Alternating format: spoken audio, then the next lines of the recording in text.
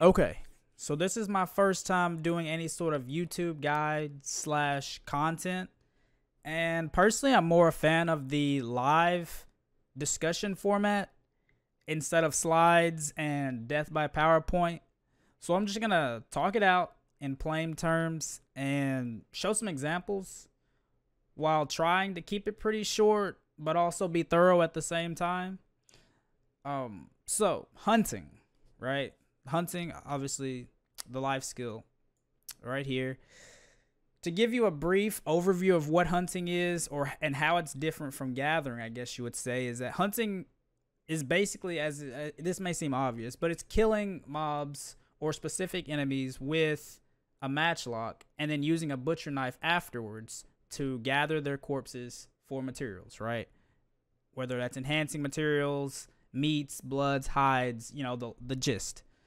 So I guess like the biggest pro to hunting would have to be the low energy consumption, right? So to put that into perspective, so before, like I'd say 3 weeks ago, there was recently a nerf. And before this nerf, if you had Master 1 Gathering or above, then you would have a 60% chance to not use energy anytime you did a gather action, right? So I guess if we go here, let's see if we can find some weeds, right? Or some form of like grass to gather. There usually is some, yeah, right here, right? So we gathered that, bam, we lost no energy, right? So like that. But previously it was a 60%. Well, as of the nerf, it is now a 30% chance. So that means any kind of gathering or any kind of hunting and things like that, you're gonna basically use your energy twice as fast. But even that, hunting, you're gated by how fast you can kill the mobs. Therefore, you can still hunt for around 3 hours for every 300 energy that you have, which is pretty good, right? Because with gathering, you can probably burn through 300 energy within 30 to 40 minutes, if that, Another pro is it's the only way to get concentrated black gems and regular black gem straight drops. So if you look right here, my central market is kind of a mess, but these black gems and these concentrated black gems, these are straight drops in terms of hunting, right? So to my knowledge, you can't get these from regular gathering, and I don't know if there's any plans to add them in, but currently this is the only way to get them. And finally, I would say the other pro to hunting is that it's really easy to get an icon, right? So if we go here to the rankings, then we go to hunting. If you don't count me, right, I'm kind of an anomaly at Guru 2. So 1, 2, 3, 4, 5. All you need is Artisan 9 on this channel to have an icon, right? And Artisan 9 can be done in a couple hours. It's pretty easy nowadays. And yeah, if you don't care about icons, whatever. But that's kind of a big deal because if you look at something like fishing, right? Like Guru 15, like you'll never, I won't say never, but like if you started doing that today, it would take you so long to ever catch up or get on the rankings. Or even like processing, right? Which is high gurus. So I guess the first thing we could start out with is requirements. Okay. So the biggest, or I would say probably the only requirement that you really need other than having a matchlock is going to be armor, right? So whether you're going to use hunting clothes, which I have right here, right? There is the ones that recently came out with Mastery. They actually have DP on them, right? Or you could also use regular armor. So if you see, let me equip my regular boss gear, right? This is armor that I would normally use to just, grind mobs. This is also a viable option. And whether the one or whichever one you choose is going to determine what buffs that you use in terms of attack speed and crit. Because attack speed and crit are the only things that really matter in terms of hunting, right? So your AP, none of that matters. It's all about having attack speed and crit. Because attack speed is going to make you shoot faster. It's going to make you reload faster. And crit is just going to overall increase your DPS because crits will do more damage with a matchlock. So I'll kind of show you. I'll walk over to the Feather Wolves. Let me equip a matchlock, right? So I usually recommend people have like 220 DP. So let's say I take couple things off. Let's keep the boots on. Let's take the helmet off. Or let's take the body off and put the gloves on. And yeah, oh, whatever. Let's see. Sorry, give me a second. My inventory is a mess. It's really bad. Okay, we can make this work. And then one more piece. Whatever. Gloves. Okay, 224 DP. So we're gonna go over here, put the Matchlock on, and we'll just let wolves like wail on us a bit, right? Just to sort of give you an idea, because you will take a little damage. It's kind of like really hard to evade taking damage. You're gonna take a little bit, so you will need potions. But as you can see right here, like the damage that they do is pretty negligible. Like all you need, because currently we have 207 DP, right? Which is even lower than the 220 that I recommended you. But as you can see, once you get a couple on you, you will start to take some damage, right? So it's not like you will not ever take any damage, okay? So that's why I recommend around that 220 DP mark, just to be comfortable. You can obviously do it with less, but if you have less and you're taking more damage, then you're not really going to be able to like try to efficiently do any kind of rotation or any kind of hunting. And next, you're going to want attack speed and crit, right? So if you look here in my inventory, I sort of set it up in a way where I have crit boosters at the top and attack speed boosters at the bottom, right? So first, I'll tell you your options for what you can use in terms of getting your +5 a crit and +5 attack speed. Then I'll tell you what I do. So that way you can like decide for yourself what you use. So first, in terms of elixirs, right? You have strong shot, which is a really good go-to for crit because it's +3 crit, which is big, right? And then for elixirs for attack speed, you have elixir of flowing wind, which is going to be +3 attack speed. So both of these elixirs are really good, regardless of what kind of build that you go for.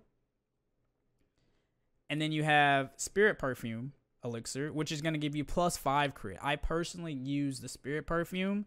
It's a little more expensive, right? Well, it's actually a lot more expensive, but it's +5 crit. You don't have to worry about like keeping different kind of buff rotations, and the extra money that you make from killing the mobs faster is definitely worth, and they more than pay for themselves. In terms of food, you have Margoria seafood, which is going to give you +2 crit. Simple enough, right? And then you have pan-fried oysters, which is going to give you +2 attack speed, right? So you can use either one of those you want. Toss them in with like a suit tea or some kind of like whale meat salad, anything to get your life EXP, whatever you want to use, as long as you have the +5 attack speed and crit. And then if you use armor instead of using hunting clothes, right? So if I have my armor on, I have access to these crystals, right? So you have your salt crystals, which is going to give you +2 attack speed, and you have your crit crystals from or valor crystals, which is going to give you +2 crit. So if you're using regular armor, it's going to be much easier for you to get to +5 attack speed and +5 crit as compared to, where's my hunting clothes? Okay.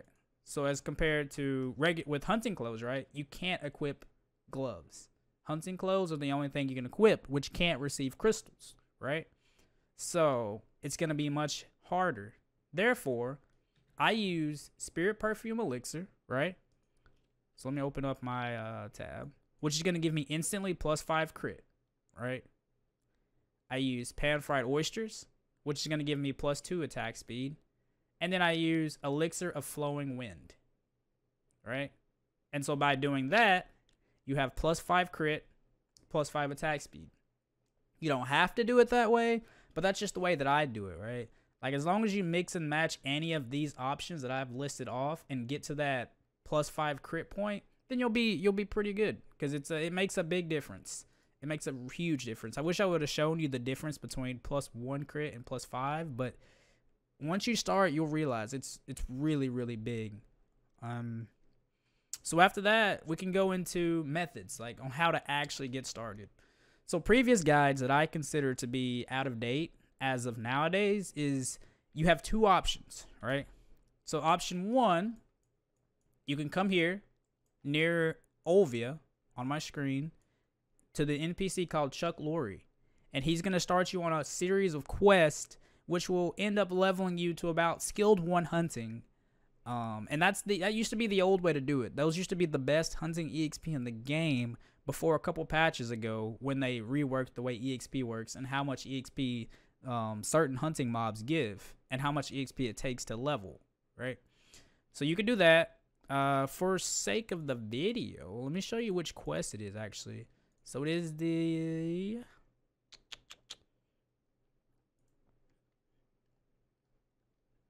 It's going to be this quest right here, right? Wait, hold on. Give me a second. It is going to be suggested. Sorry, it's been a while since I've completed this quest on this character. Right here.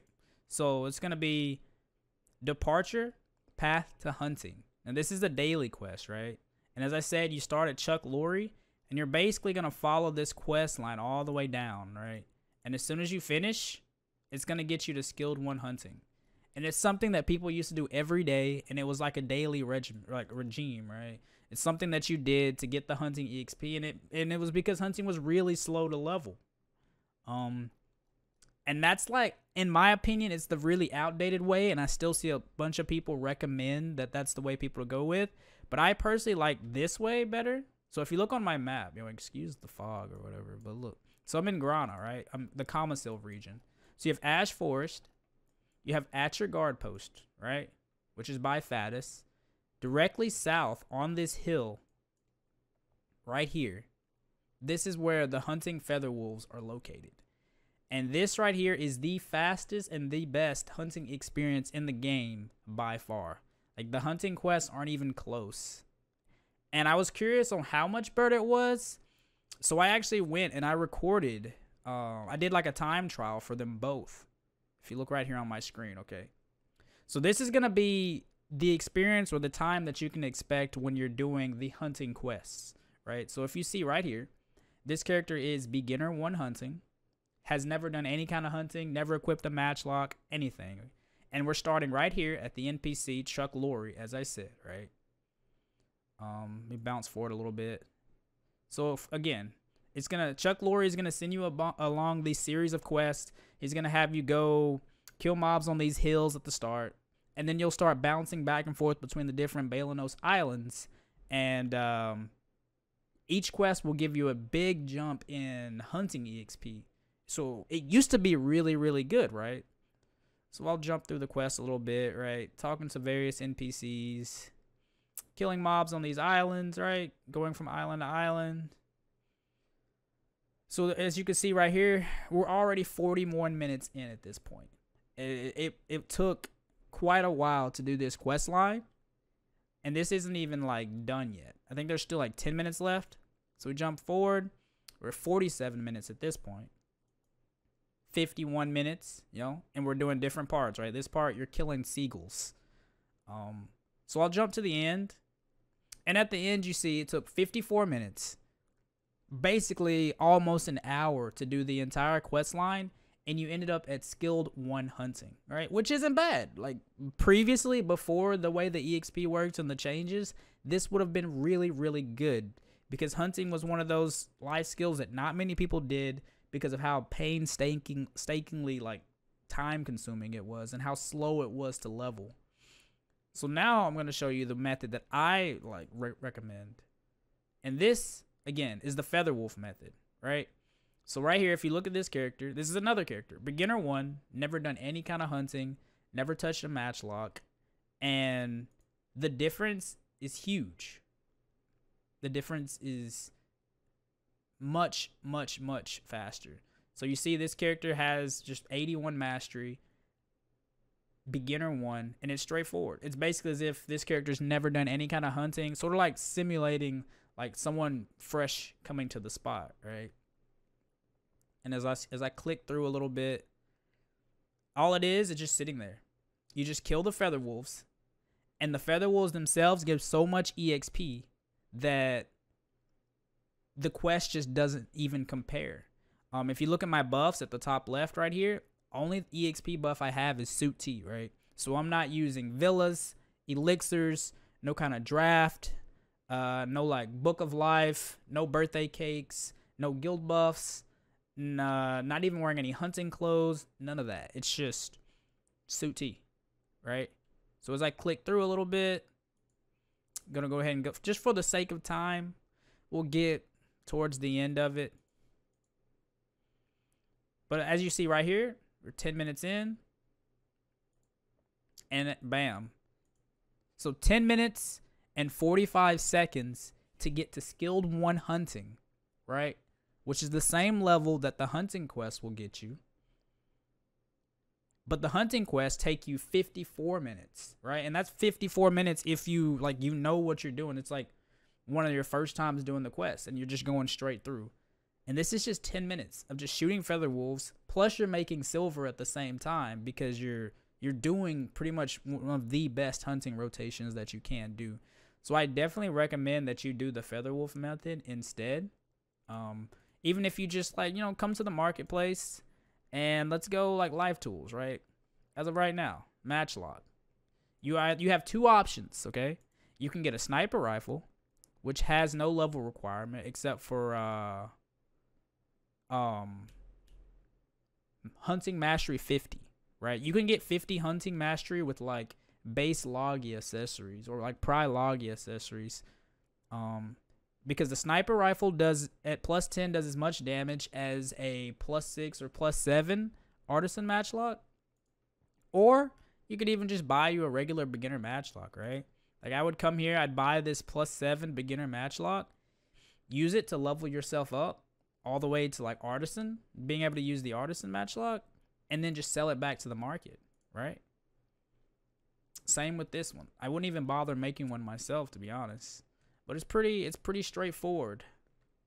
And I guess the next thing you really need to know is the changes that mastery implemented with hunting, right? So with life skills, you go to hunting. So we have a mastery system. So the way that works is, let me take off all my mastery gear, right?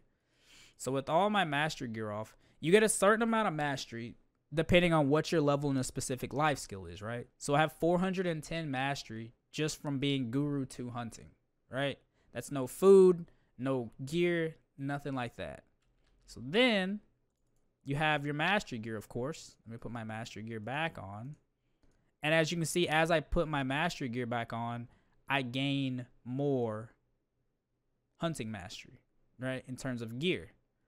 The biggest thing for hunting is the higher your hunting mastery is, you start to get these drops right here. So if you look at my inventory, I have damaged hide, I have usable hide, and I have supreme hide, right? And so if you come over here to the hunting mastery, it will tell you at hunting mastery 250 to 550, you get low grade rare resources. From 551 to 900, you get medium grade rare resources. And 901 and above, you get high grade rare resources, right? So, respectively, if you look in my inventory, the greens are the ones you're going to get from the lowest bracket, the blue from the medium bracket, and the gold from the high bracket, okay? And the way I look at them as like a flat silver per hour like increase, right? Like, for example, you have 2 ways to use them. So if you press L to bring up your processing window, right? You go to the manufacturing tab. The first use for them, let's take this black leopard head, right? The black leopard head base goes for 700,000 silver. It has +3 AP on it, right? It's a house buff. Well, if you take the leopard head, you take the damaged hide, and you take a fire horn, right? Toss them all into the window. If you don't know what to use, you can look down here. It has all of the recipes listed. So right here, black leopard head, 55 damaged hide, 1 fire horn, and the head, right? You click start, and it will upgrade the head using the material that you placed into the window, if that makes sense. This process usually takes a little bit of time. The manufacturing has always been a pretty slow process, but then I can show you the second use for those hides while we wait for that. So the second use, you go to any main city, usually going to be Grana because Grana is the furthest distance, and you're going to select the handcraft workshop, right?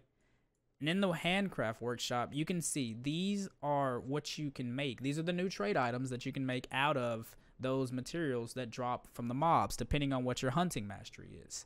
So we can go, if you press Control plus left click, it will pop them out, right, up to the left, and you can hover your mouse over them and see what the base price of them is, right? So for this blue bracelet, right, 618,000 silver for the blue one, and then 1.2 million base silver for the gold one, right? So to sort of put that in perspective, if you have the desert trade buff, right, and you're like Master 1 or Master 2 trading, if you trade this to the Valencia, this one will go for about 5.5 million silver, right? And depending on RNG, you can consistently make 2 of these every single hour, right? So it's like a 10 million silver increase on top every hour just for being 901 mastery, which isn't bad, right? And let's see. Let's go back to the crafting. Okay. So again, here you see we used the green hide to buff this head into an artisan stuffed black leopard head, right? So we go to the market. Leopard. You see, bam. It is now worth 3.3 million. The color changed, and it's a +6 AP buff instead of a +3 AP buff, right? Well, again, you can do it one more time. So manufacturing, take the upgraded blue head, put it in there with the usable hide, right, which is the blue hide, which is needed for the second bracket. And then put the fire horns in there, and you click start. And this will upgrade it a second time, right? And again, the manufacturing process usually takes a little bit longer than most other processing. I'm not sure why. And while that's going, so a couple things to note about mastery, by the way, is even though you defeat monsters, right, or wildlife with hunting, and then you butcher their corpse, it's not affected at all by gathering mastery, right? So regardless of, let's say you had 2,000 gathering mastery somehow, right, which is the cap that you can have, and you only had 100 hunting mastery, you would still get the rewards for having 100 hunting mastery. The gathering mastery has no influence, as well as the sort of butcher knife you use, right? So if I use a magic butcher knife, I would get the same rewards as whether I used a regular shining butcher knife or a steel butcher knife, right? Or even a pen Manos butcher knife. The type of butcher knife you use has no effect other than the speed, right? The gathering time reduction. That's the only effect that it has on it. So keep that in mind. Okay, so the head's finally done. Let me find it in my mess of inventory. So now you see we have a master stuff leopard head. This is the max level that you can make the heads. It's a +9 AP buff now, right? +9 AP buff, which is pretty big for like furniture buffs. And if we go and we search up leopard, it's now worth 3.8 mil each, right? So I haven't done the math personally yet of which one is worth more to upgrade the heads and then sell the heads, especially since the heads are not at max price yet, as you can see, or to make the trade crates and sell off the crates. But I've personally just been making the crates, as you can see right here. I've just been making the crates and just letting them stack up in my storage instead of just letting them sit there for now. So I guess I can do the numbers on it later. And for now, I guess I could show you a little bit of the rotation that you would do again at this Featherwolf spot, which I'll show you the location again. It's currently right here at your guard post, right? And directly south on this hill. Like, you cannot miss it.